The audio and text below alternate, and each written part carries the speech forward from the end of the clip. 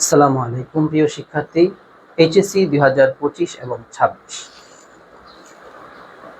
প্রিয় শিক্ষার্থী, তোমরা যারা ইসলাম মানবিক সাবজেক্টের ইসলাম শিক্ষা সাবজেক্টটি যারা নিয়েছো, তাদের জন্য আজকে আমরা সলভ ক্লাসের দ্বিতীয় চ্যাপ্টার, প্রথম পত্রের দ্বিতীয় চ্যাপ্টার ইসলাম ও ব্যক্তি জীবন, এটা থেকে গুরুত্বপূর্ণ বাছাই করা কিছু কোশ্চেন আমরা সলভ করব। তোমরা যদি আমাদের সাথে থাকো, আশা করি উপকৃত হবে এবং তোমাদের পরীক্ষায়, এমসিকিউ পরীক্ষায় এটা কাজে আসবে। চলো শুরু করা যাক আমাদের আজকের আয়োজনটি। এমসিকিউ, চলো শুরু করা যাক। সূরা বাকারায় বর্ণিত নারীরা, আজকে হচ্ছে ইসলাম ও ব্যক্তি জীবন, তাই না? ব্যক্তি জীবন এই চ্যাপ্টার থেকে, তো এই চ্যাপ্টারে একটি কোশ্চেন আছে। সূরা বাকারায় বর্ণিত নারীরা তোমাদের ভূষণ এবং তোমরা তাদের ভূষণ, এখানে তোমরা দ্বারা কাদেরকে বোঝানো হয়েছে? প্রথম কোশ্চেন হচ্ছে এটি। এখানে তোমরা দ্বারা আমরা যদি বলি নারীদের, শিশুদের নাকি বয়স্কদের, কাদের বোঝানো হয়েছে? প্রথম অ্যান্সারটি হবে এখানে তোমরা দ্বারা পুরুষদের বোঝানো হয়েছে। এখানে তোমরা দ্বারা কে? পুরুষ। সূরা বাকারায় বর্ণিত নারীরা তোমাদের ভূষণ এবং তোমরা নারীদের ভূষণ, এটা দ্বারা পুরুষদের বোঝানো হয়েছে। অ্যান্সার হবে পুরুষদের। পরবর্তী প্রশ্নে চলে আসি। আশিকের জন্মের পরেই তার বাবা ফরহাদ স্ত্রী পুত্র রেখে পালিয়ে যায়, সে আর তাদের খোঁজ খবর রাখে না। এখানে আশিক যে অধিকার থেকে বঞ্চিত হয়েছে, তাহলে আশিকের বাবা যখন পালিয়ে যায় তখন আশিক শিশু ছিল, তাহলে সে শিশু থাকা অবস্থায় তার পিতা কি করেছিল? তাকে ছেড়ে তার মাকে ছেড়ে পালিয়ে গিয়েছিল। এক্ষেত্রে সে কোন অধিকার থেকে বঞ্চিত হয়েছে বলতো? এটি একজন শিশু তার পিতার কাছ থেকে যে ইয়াটা পাওয়া, স্নেহ পাওয়া, মমতা পাওয়া, সেটি ছিল তার একটি মৌলিক অধিকার। এমন একটা কাজ তার বাবা না করে চলে যাওয়ার কারণে সে মৌলিক অধিকার থেকে বঞ্চিত হয়েছে। আচ্ছা, স্ত্রীকে মোহর প্রদান করা, এটি খুবই গুরুত্বপূর্ণ একটি বিষয়। আমরা যারা ইসলাম চর্চা করি, ইসলামিক জ্ঞান চর্চা করি, তারা এখন আধুনিক যারা আছি, একটা সময়তে এটাকে তেমন একটা পাত্তাই দিত না। মোহর ধার্য করা হতো মহিলাদের, সেই যে বিয়ের সময় মোহর ধার্য করা হতো, সেই মোহর আর কখনোই পরিশোধ করা হতো না, করতে চাইতো না, এবং এটা সম্পর্কে বেশি একটা সতর্ক মানুষ ছিল না, মহিলারাও ছিল না। এখনো অনেককে জিজ্ঞেস করলে দেখবা যে এই সম্পর্কে অত সতর্ক না, কিন্তু এই বিষয়টা নিয়ে একটু সতর্ক হওয়া উচিত। স্ত্রীকে মোহর প্রদানের বিধান কি? স্ত্রীকে মোহর প্রদানের বিধান হলো, এখানে যে 4টি অপশন আছে, সুন্নত, মুস্তাহাব, মুবাহ, এর মধ্যে প্রথমটি হলো ফরজ। স্ত্রীকে মোহর প্রদান করা কি? ফরজ। স্ত্রীকে মোহর প্রদানের বিধান হলো ফরজ। আচ্ছা, মোহর হচ্ছে যে বিবাহের ক্ষেত্রে যে কাবিন ধার্য করা হয়, যে কাবিনটি ধার্য করা হয়, সেই কাবিন, বাংলায় কাবিন বলে, আরবিতে এটাকে মোহর বলা হয়। 5 লাখ 10 লাখ যা বলা হয়, সেই মোহরটা স্ত্রীর জীবদ্দশায় স্বামী কর্তৃক, স্ত্রীর জীবদ্দশায় স্বামী স্ত্রীকে পুরো টাকাটা দিয়ে দেওয়া, মোহরের পুরো টাকাটা প্রদান করা হচ্ছে ফরজ কাজ। এটা অনেকের ক্ষেত্রে বাকি থেকে যায়। আচ্ছা, মায়ের বিশেষ দায়িত্ব কি বলতো? মায়ের বিশেষ দায়িত্ব কি? জন্মের পর আজান, এটা তো হবে না। অর্থবহ নাম রাখা, সপ্তম দিন আহি করা, দুগ্ধ পান করানো, এই কাজগুলোর মধ্যে মায়ের ক্ষেত্রে যদি বিশেষভাবে আমরা তাকাই, তাহলে মায়ের বিশেষ দায়িত্ব হয়ে যায় দুগ্ধ পান করানো। এটা একমাত্র মায়ের সাথেই সম্পৃক্ত। নিচের উদ্দীপকটি পড়ো এবং প্রশ্নের উত্তর দাও। ইকবাল সাহেবের একটি গরুর খামার আছে, সে গরুর দুধ বিক্রি করে জীবন নির্বাহ করে। সাম্প্রতিককালে সে দুধের সাথে পানি মিশিয়ে দুধ বিক্রি করে বেশি উপার্জন করছে। আচ্ছা, ইকবাল সাহেবের কাজের পরিণতি কি? সে কি, ইকবাল সাহেব কি করে? একটা গরুর খামার আছে, সেখানে দুধ বিক্রি করে সে কি অর্থ উপার্জন করে, কিন্তু সাম্প্রতিককালে সে কি করছে? দুধের পরিমাণ বৃদ্ধি করার জন্য এর সাথে সে পানিও মিশিয়ে দিচ্ছে। তাহলে মানুষ তার জানছে না, মানুষকে তা সে বলছে না, মানুষকে বলছে সে খাঁটি দুধ বিক্রি করছে, কিন্তু প্রকৃতপক্ষে সেই দুধের সাথে কি করছে? পানি মিশিয়ে দিচ্ছে। তাহলে এই কাজটা তার জন্য অবশ্যই একটি খারাপ কাজ। এই ক্ষেত্রে আমাদের ধর্মীয় দৃষ্টিতে কাজটি কি? ইকবাল সাহেবের কাজের পরিণতিটা হবে সম্পদের সমৃদ্ধি তো হবে না, এখানে আল্লাহ তাআলার লানত পড়বে তার উপর, এবং সে স্থায়ী আবাস জাহান্নামে যাবে। কেন যাবে? কারণ সে প্রতারণা করছে, মানুষের সাথে ধোঁকাবাজি করছে। প্রতারণা বা ধোঁকাবাজকে আল্লাহ তাআলা পছন্দ করেন। আল্লাহ তাআলা তার উপর লানত পাঠান এবং স্থায়ী আবাস জাহান্নামে নিক্ষেপ করেন। এই কাজটা করা যাবে না। হালাল শব্দের অর্থ কি? হালাল শব্দের অর্থ কি? পবিত্র, উত্তম, সুস্বাদু। কোনটা হবে বলো তো? হালাল শব্দের অর্থ বৈধ। হালাল শব্দের অর্থ বৈধ। বৈধ কাজকে হালাল বলা হয়। পরবর্তী প্রশ্নে দেখি, যারা দেশকে ভালোবাসে না তারা কি? তারা চরম অকৃতজ্ঞ, জঘন্য চরিত্রের লোক, দেশদ্রোহী। সবগুলোই যায় তাদের সাথে। জঘন্য চরিত্রের লোক, দেশদ্রোহী, কারণ তারা দেশকে ভালোবাসে না। দেশকে যে ভালোবাসে না সে কি করে? দেশে অনিষ্ট করে। এসবগুলোই হবে। ইসলাম পূর্ব যুগে কোন সাহাবী নিজ কন্যাকে জীবন্ত কবর দিয়েছিল? তোমরা জানো ইসলাম আবির্ভাবের পূর্বে আইয়ামে জাহিলি যে যুগকে বলা হয়, ওই যুগে আরবের পুরুষরা, আরবের পিতা যারা ছিল, আরবের মানুষদের মাঝে একটা বিশ্বাস ছিল যে কন্যা সন্তান জন্ম লাভ করাকে তারা অবজ্ঞার বিষয় মনে করতো এবং তাদের জন্য অশনি সংকেত, দুর্ভাগ্য, এইসব বিষয় মনে করতো। যার কারণে কিছু কিছু লোক কি করতেন? কন্যাদেরকে জীবন্ত কবর দিয়ে দিতেন, কন্যা সন্তানকে জীবন্ত কবর দিয়ে দিতেন, মেরে ফেলতেন। তো আমাদের রাসূল সাল্লাল্লাহু আলাইহি সাল্লামের আসার পরেই তো সেই সমস্ত লোক যারা আইয়ামে জাহিলি যুগে জাহেল ছিলেন, তারা ইসলামের আলোয় আলোকিত হয়ে ইসলাম ধর্ম গ্রহণ করে তারা অনেক বড় হয়েছেন, সাহাবী হয়েছেন। তো তাদের অতীতে কিছু যে কাজগুলো করেছেন সেগুলোর মধ্যে একটা গর্হিত কাজ ছিল একজন সাহাবীর। সেটা হচ্ছে ইসলাম পূর্বের যুগে তিনি কি করেছিলেন? তার কন্যা সন্তানকে জীবন্ত কবর দিয়েছে। এই জন্য তিনি অনেক অনুতপ্ত ছিলেন, আল্লাহর কাছে ক্ষমা চেয়েছিলেন। পরবর্তীতে ঠিক করে দেন, ইসলাম গ্রহণ করার দ্বারা ওনার এই গুণগুলো মাফ হয়ে যায়। তবে এই যে একটা কাজ হয়েছিল, সেটি আমাদেরকে একটা মেসেজ দিয়েছে যে ইসলামের পূর্ব যুগে, জাহেলি যুগে কন্যা সন্তানদের সাথে কি কাজ করা হতো। তো সেটা হলো তাদেরকে জীবন্ত কবর দিয়ে দিয়েছিল। তার মধ্যে একজন সাহাবী হচ্ছেন দাহিয়াতুল কলবি রাদিয়াল্লাহু তাআলা আনহু, তিনিও এই কাজটি করেছিলেন।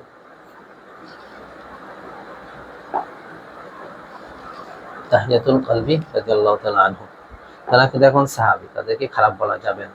শিশু অধিকারের মধ্যে রয়েছে কি? স্নেহ, মমতা, ভরণ পোষণ, আদব কায়দা, শিক্ষা। শিক্ষাক্ষেত্রে বিশেষ সুবিধা। শিক্ষাক্ষেত্রে বিশেষ সুবিধা, এই সুবিধার দ্বারা কোনটাকে বুঝিয়েছে? এই সুবিধার দ্বারা বুঝিয়েছে মেবি মানে অন্যদেরকে বৈষম্যর কথা হয়তো এখানে প্রকাশ করেছে। সেই ক্ষেত্রে এটা শিক্ষাক্ষেত্রে বিশেষ সুবিধা, এই কথাটা এখানে হবে না। শিশু অধিকারের মধ্যে রয়েছে তাদেরকে স্নেহ, মমতা, ভরণ পোষণ দিবে, আদব কায়দা শিক্ষা দিবে, আদব কায়দা শিক্ষা দিবে। আদব কায়দা, স্নেহ, মমতা, আদব কায়দা। এই দৃষ্টিতে আমাদের অ্যান্সার হবে 1 এবং 2। 1 এবং 2। প্রিয় শিক্ষার্থী, এরপরে চলে আসি আমরা ইবাদত কবুলের পূর্ব শর্ত কোনটি? আমরা অনেক কষ্ট করে ইবাদত করি, রমজানের অনেক সারাদিন না খেয়ে রোজা রাখি, তাই না? না খেয়ে রোজা রেখে থাকি। তারপর মানুষ অনেক টাকা উপার্জন, কষ্ট করে টাকা উপার্জন করে সেটা দিয়ে হজ করতে যায়। আমরা দৈনিক আমাদের খাবার আহার করি, আর করে আমরা ইবাদতের জন্য শক্তি অর্জন করি, নামাজ আদায় করি, আল্লাহ তাআলার অন্যান্য হুকুমগুলো আমরা পালন করি। এই যে এত কষ্ট করে আমরা ইবাদতগুলো করছি, সেই ইবাদতটাও কবুল হবে না যদি না আমরা আরেকটা কাজ তার সাথে অনুসরণ না করি। সেটা কি?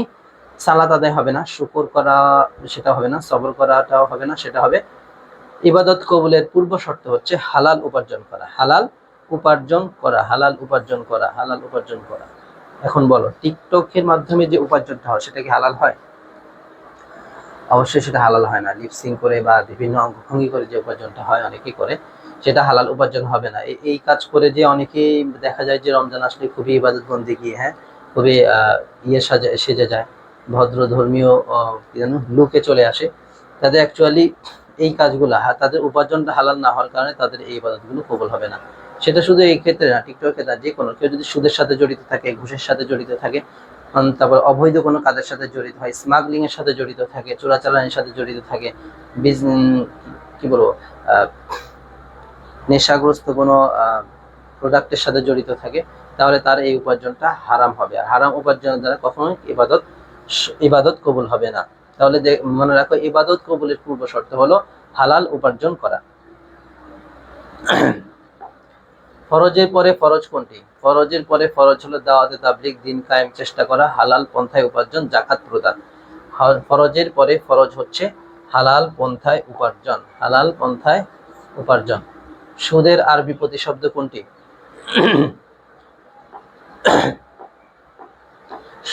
সুদ একটি বাংলা শব্দ, এর একটি আহাল্লাল্লাহুল বাইআ ওয়া হাররামার রিবা, সূরা বাকারার একটি আয়াত।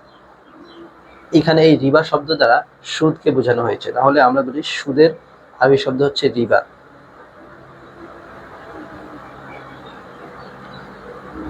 সুদের আরবি প্রতিশব্দ হচ্ছে রিবা। রিকা, রিবা, রিয়া, রিফা, এখানে দেখো একই রকম করে দিয়েছে, একটু খেয়াল করতে হবে যে এখানে সুদের আরবি প্রতিশব্দ হচ্ছে রিবা।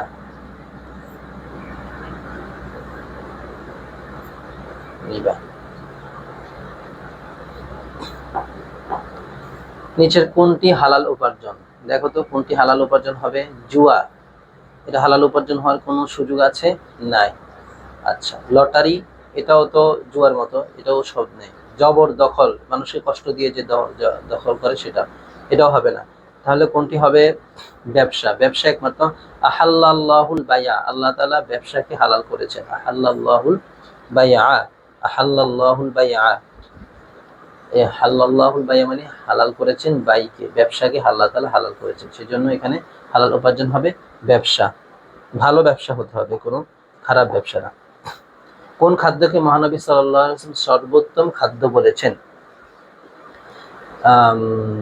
সেটা হলো শিক্ষার মাধ্যমে চাকরি করে অর্জিত খাদ্য, ব্যবসায়ের মাধ্যমে অর্জিত খাদ্য, শ্রমের দ্বারা হালাল উপায়ে অর্জিত খাদ্য, পিতা মাতার দ্বারা অর্জিত খাদ্য। ঈশ্বর রাসূল সাল্লাল্লাহু আলাইহি ওয়াসাল্লাম খাদ্যকে মানুষ সর্বোত্তম খাদ্য বলেছেন।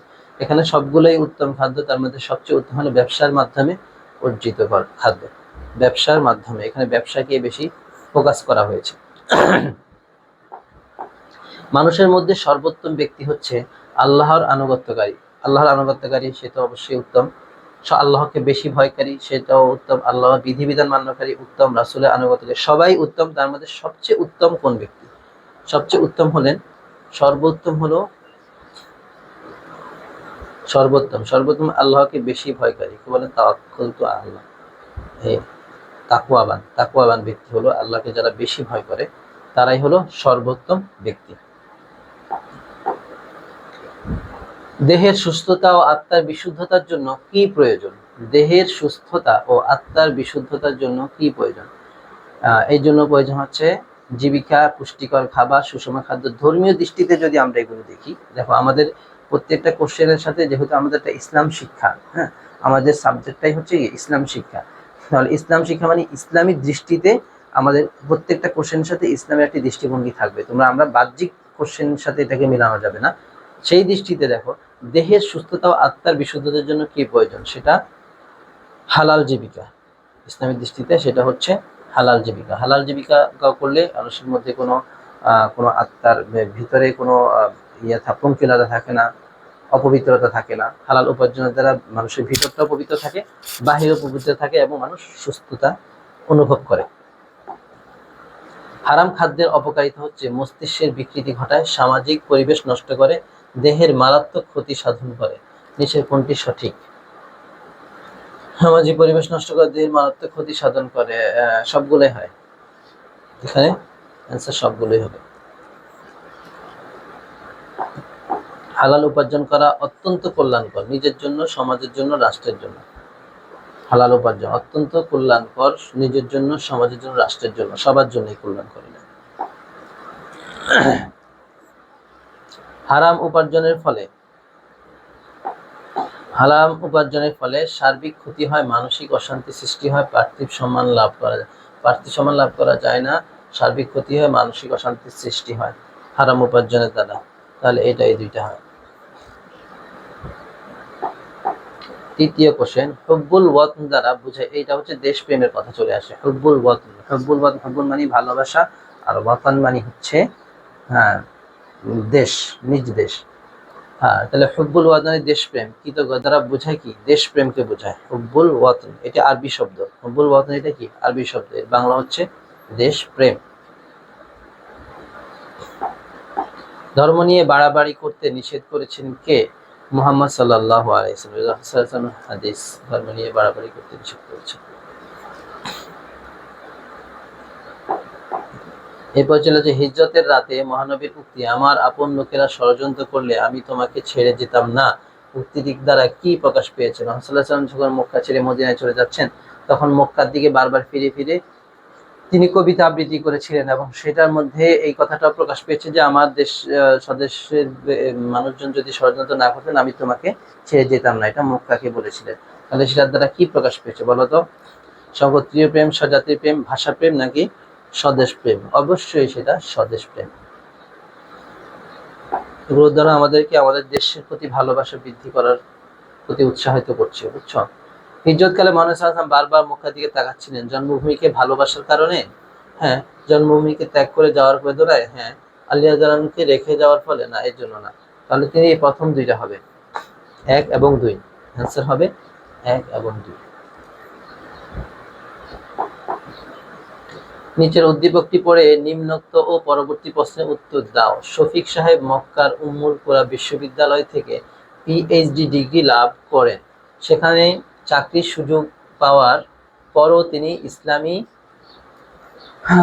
ইসলামী বিশ্ববিদ্যালয় ইসলামী স্টাডিজ বিভাগে যোগদান করেন। শফিক সাহেবের চরিত্রে কিসের চরিত্র? আচ্ছা, তিনি উম্মুল কুরায় পড়েও তিনি কি করেছিলেন? পিএইচডি করে বিদেশে চাকরি না করে দেশের যে ইসলামী বিশ্ববিদ্যালয় আছে সেখানে তিনি চাকরি নিয়েছেন। তাহলে এর দ্বারা তিনি তার কাছে কি প্রকাশ পেয়েছেন? অবশ্যই তার কাছে দেশপ্রেম প্রকাশ পেয়েছে। দেশপ্রেম পেয়েছে। কি পেয়েছে? দেশপ্রেম প্রকাশ পেয়েছে। হ্যাঁ, উত্তর দাও। মহানবী সাল্লাল্লাহু আলাইহি ওয়াসাল্লাম বলেন, যারা দেশ রক্ষার উদ্দেশ্যে দেশের সীমান্তে পাহারায় বিনিদ্র রজনী কাটায় তাদের জন্য জান্নাত। হাদিসের মূল অর্থ হচ্ছে দেশপ্রেম। হাদিসের মূল অর্থ হচ্ছে এখানে কি? দেশপ্রেম।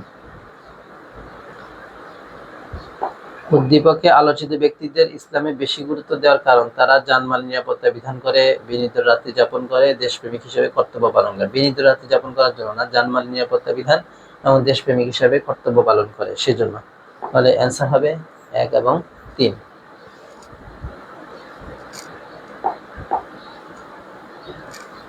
কোন সময়ে কন্যা সন্তানের জন্মগ্রহণ করলে জীবন্ত কবর দেওয়া হতো? আমি প্রথমেই বলেছিলাম এই কথাটি। কোন সময় কন্যা সন্তানকে জীবন্ত কবর দেওয়া হতো বলতো? এটা হচ্ছে জাহিলি যুগে। কোন যুগে? জাহিলি যুগে। আইয়ামে জাহিলি যুগে কন্যা সন্তানকে জীবিত কবর দেওয়া হতো। বিশ্ব ইতিহাসে সর্বপ্রথম নারীকে অধিকার দিয়েছে কে? ইসলাম। সর্বপ্রথম নারীকে ইসলাম অধিকার দিয়েছে। ওই যে কন্যা সন্তানকে জীবিত কবর দেওয়া হতো, কিন্তু ইসলাম এসে সেটা বন্ধ করে দিয়েছে। এটা কি অধিকার নয়? আল্লাহর হকের পর সবচেয়ে বেশি হক কার বলতো? আল্লাহর হকের পর সবচেয়ে বেশি হক হচ্ছে মায়ের। আল্লাহর হকের পর সবচেয়ে বেশি হক হচ্ছে মায়ের। এরপর দেখো, নারীর প্রতি সম্মান প্রদর্শন করতে হবে আচরণের দ্বারা, কথাবার্তার দ্বারা, মিরাজ দ্বারা। সবগুলোই হবে। নারীর প্রতি সম্মান করতে হবে মিরাজ দ্বারা। মিরাজ মানে হচ্ছে সম্পত্তির বন্টন, সম্পত্তির সুষম বন্টন, সেটার দ্বারাও মায়ের প্রতি সম্মান প্রদর্শন করতে হবে। অনেকে সম্পত্তি ভাগ দিতে চায় না, বোনদেরকে চায় না, সেই বিষয়টা এখানে ফুটিয়ে তুলছে। বাংলাদেশ সর্বপ্রথম জাতীয় শিশু নীতি প্রণীত হয় কত সালে? 1994 সালে। জাতীয় শিশু নীতি প্রণীত হয় 1994 সালে। প্রত্যেক নবজাতক কিসের সাথে বন্দী থাকে?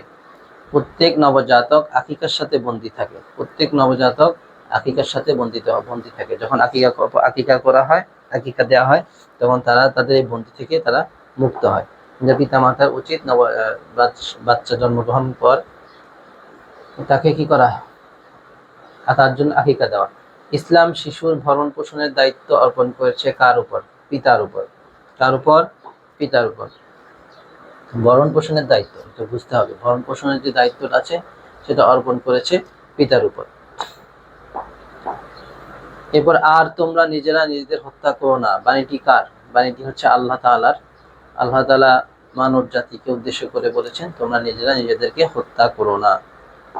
নিজেরা নিজেদেরকে হত্যা না করো, আল্লাহ তাআলা নিষেধ করেছেন। তারপর তো করে ভুল বোঝাবুঝি করে অযথা মানুষকে হত্যা করে। ইসলাম নারীকে যে অধিকার প্রদান করেছে, পবিত্র জীবনযাপন করার, সম্পদের উত্তরাধিকার, সম্মানজনকভাবে বেঁচে থাকার অধিকার, এসবগুলোই করেছে। পবিত্র জীবনযাপন করার অধিকার আছে, সম্পদের উত্তরাধিকার অধিকার, সম্মানজনকভাবে বেঁচে থাকারও অধিকার আছে। তাহলে এসবগুলোই হবে। নিচে উদ্দীপকটি পড়ে নিম্নোক্ত প্রশ্নের উত্তর দাও। সাদিয়া কন্যা সন্তান জন্ম দিলে তার বাবা নবজাত শিশুটি দোকানে আজান ও ইকামত শোনালেন। তিনি বললেন, প্রাক ইসলামী যুগে কন্যা সন্তানদের জীবন্ত কবর দেওয়া হতো। ইসলামী শিশুদের দিয়েছে কি? বেঁচে থাকার অধিকার। কি দিয়েছে? বেঁচে থাকার অধিকার। কেন প্রতিবন্ধীরা সমান অধিকার পাবে? কারণ আল্লাহর নির্দেশ, আল্লাহ তাআলার নির্দেশ বলে তারা সমান অধিকার পাবে। পরের প্রশ্ন আছে, উন্নয়নশীল দেশসমূহে কত শতাংশ লোক প্রতিবন্ধী থাকে? আমাদের মতো উন্নয়নশীল দেশ যারা, তাদের মধ্যে কত শতাংশ মানুষ প্রতিবন্ধী থাকে, লোক প্রতিবন্ধী থাকে? পার্সেন্টেজ হিসাব করলে দেখা যাচ্ছে 10%। 10%। প্রতিবন্ধীদের সামাজিকীকরণে কার সহযোগিতার দরকার? প্রতিবন্ধীদের সামাজিকীকরণে কার সহযোগিতার দরকার? এটা সকলের সহযোগিতার দরকার রয়েছে, শুধুমাত্র পরিবার না, সকলেরই সহযোগিতার দরকার রয়েছে। সাদ একটি পাবলিক বাসে চড়ে কলেজে যাচ্ছে। রাস্তায় একজন অন্ধ গাড়িতে উঠলো। সাদ নিজের সিটটি ছেড়ে অন্ধ লোকটিকে বসতে দিল। তাহলে সাদের মাঝে নিচের কোন গুণের প্রকাশ পেয়েছে বলতো? প্রতিবন্ধীর অধিকার। অন্ধ লোক, তিনি কি একজন প্রতিবন্ধী না? সাদ যে কাজটি করেছে, এই কাজটির দ্বারা সেই প্রতিবন্ধীদের যে অধিকার রয়েছে সেটি প্রতিষ্ঠিত করলো। ফয়েজ আহমেদ একজন প্রতিবন্ধী, অনেক কষ্ট করে উচ্চশিক্ষা অর্জন করে, কিন্তু প্রতিবন্ধী হওয়ায় তাকে কেউ চাকরি দিচ্ছে না। শুনে ইমাম সাহেব বললেন, ইসলামে প্রতিবন্ধীদের অনেক অধিকার বিষয়ে আলোচিত হয়েছে। তাহলে মাজুর শব্দের অর্থ কি হবে? এখানে প্রতিবন্ধী কথাটি বললে আবার মাজুর শব্দটা নিয়ে আসছে। মাজু একটি আরবি শব্দ। দেখো তো মাজুর শব্দের অর্থ কি? মাজুর শব্দের অর্থ হচ্ছে সমস্যাগ্রস্ত। সমস্যাগ্রস্ত ব্যক্তিকে মাজুর বলা হয়। সমস্যাগ্রস্ত ব্যক্তিকে মাজুর বলা হয়।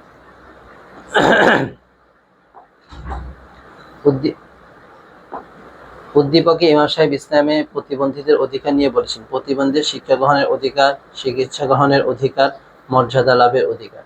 নিচে সবগুলোই হবে, সবগুলোই হবে।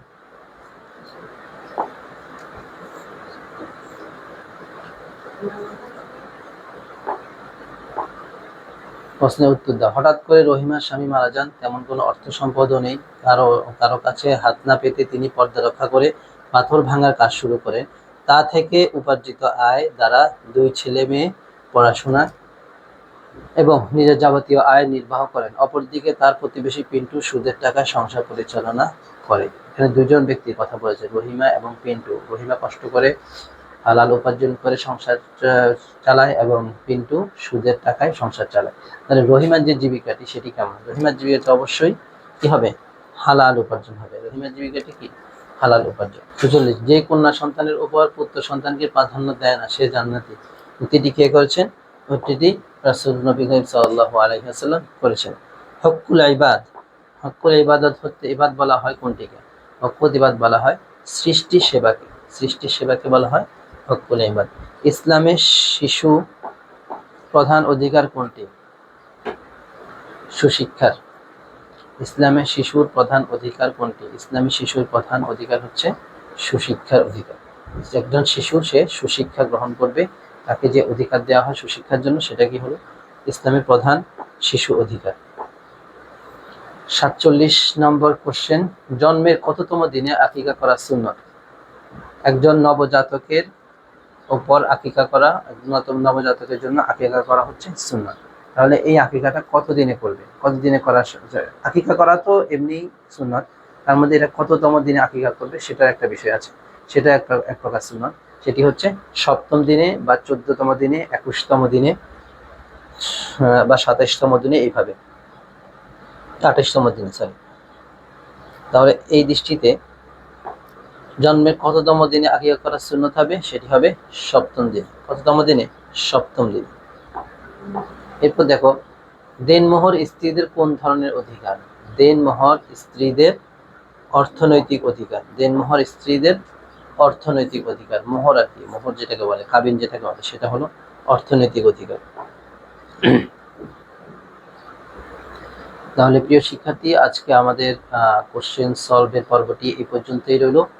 মানবিকের সাথে থাকার জন্য ধন্যবাদ। মানবিক জ্ঞানের তোমরা যারা আছো মানবিক জ্ঞানের ফেসবুক পেজে লাইক করে রাখবে এবং মানবিক জ্ঞানের ইউটিউব চ্যানেলেও লাইক এবং বেল আইকনটি ক্লিক করে রাখবে। মানবিক জ্ঞানের সাথে থাকার জন্য আবারও ধন্যবাদ জানিয়ে শেষ করেছি আমাদের আজকের ক্লাসটি।